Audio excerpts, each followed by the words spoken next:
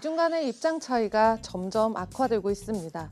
미국은 중국의 휴스턴 주재 총영사관에 대한 전격적인 폐쇄를 요구했고요. 중국은 이번에도 단호하게 맞서고 있는 상황인데요. 그리고 코로나19의 확진자의 증가가 되면서 지난주 실업수당 청구 건수가 예상보다 더 늘어났습니다. 이에 투자자들의 불안 심리는 고조되고요. 불확실성 또한 커졌습니다.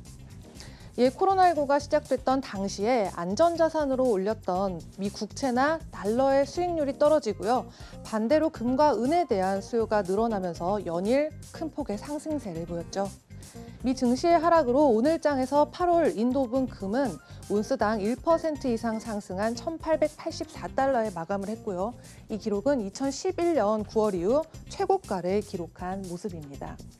그리고 은은 22일 장중에 23.42달러를 기록하면서 2013년 9월 달 이후로 최고가를 경신했는데 오늘장에서는 온스당 1.64% 하락한 22.7달러 선에 마감했고요. 이 기록은 이번 주 들어서 처음으로 금과는 반대로 움직이는 모습을 보였습니다. 그럼 먼저 금에 대해서 살펴보겠습니다. 금은 최근 4개월 사이에 80% 가까운 상승세를 보였습니다.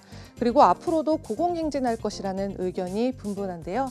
이에 대해서 반케롬바드 오디에르는 미 국채의 저조한 수익률과 또 미 달러의 약세, 또 무엇보다 중앙은행들이 포트폴리오의 다양한 차원에서 지속적으로 금을 보유하면서 수요가 계속되고 있고 이 흐름은 지난 10년 동안에도 계속됐다고 밝혔는데요.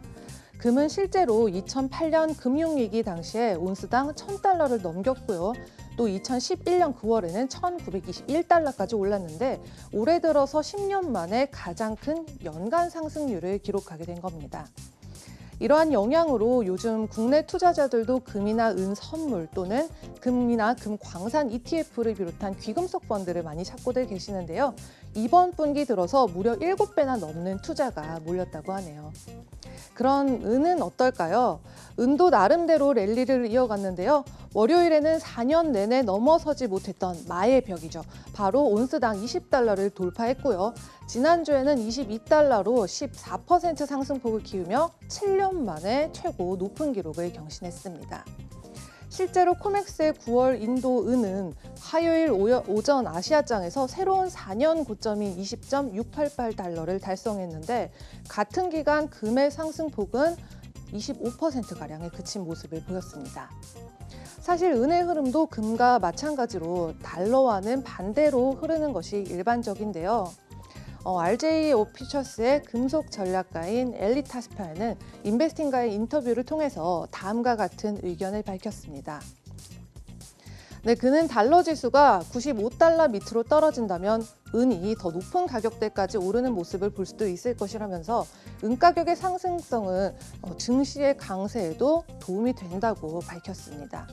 그리고 다른 애널리스트들은 산업 수요의 부족이 은에 타격을 입힐 수도 있다고 밝혔는데요. 금의 상승 모멘텀이 은 가격에 일조한 것은 맞지만 앞으로도 상승세를 이어가기 위해서는 또 필요한 게 있죠. 바로 5G입니다. 5G는 은의 가장 큰 잠재적인 시장이기 때문에 기존 고객층은 물론이고요. 전기, 전자, 상품, 제조업체 그리고 5G 분야의 수요가 필요할 것으로 보입니다. 그리고 이에 프라이 인베스트먼트 리포트의 에릭 프라이는 장기적인 관점에서 은이 80% 이상 상승할 수 의견까지 내놓으면서 은의 강세에 힘을 실어줬습니다.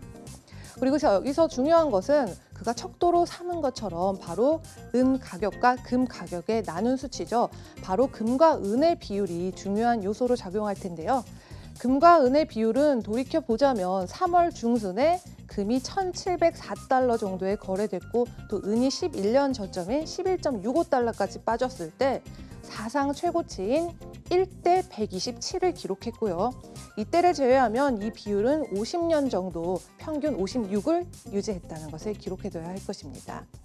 그리고 이 비율이 평균 수준까지 돌아간다면 은은 현재 가격보다 84% 높은 온스당 35.5달러에 거래될 것이라는 주장도 이어지고 있는 만큼 앞으로도 그 강세를 더 주목해 봐야 될 것입니다.